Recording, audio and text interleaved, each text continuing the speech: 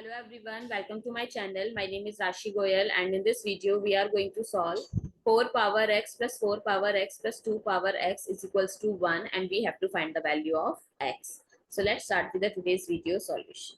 So if I'll take 4 power x as common, 1 plus 1 plus 2 power x is equals to 1. So 4 power x times 2 plus 2 power x is equals to 1.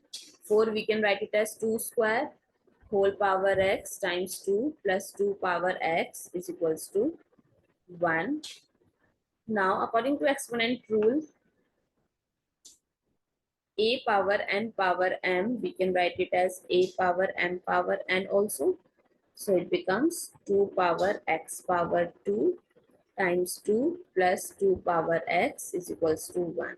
So let's take in substitution and put 2 power x is equals to y. So it becomes y square times 2 plus y is equals to 1. Now 2y square plus y minus 1 is equals to 0. So now it's like in quadratic equation. So we can do the middle term split and we can write it as 2y square plus 2y minus y minus 1 is equals to 0. If I'll take 2y as common from first two terms, y plus 1. And if I'll take negative 1 as common, so y plus 1. Now I can take y plus 1 as common. So 2y minus 1 is equals to 0. So we have two rules, either y plus 1 is equals to 0 or 2y minus 1 is equals to 0. So in this case, the value of y is negative 1. And in this case, the value of y is 1 by 2.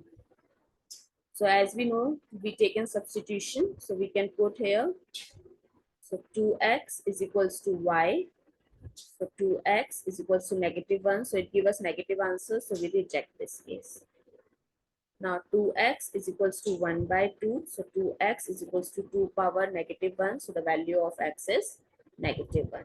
I hope it's clear and you find it useful. So please give us a thumbs up and do subscribe to my channel. Stay tuned.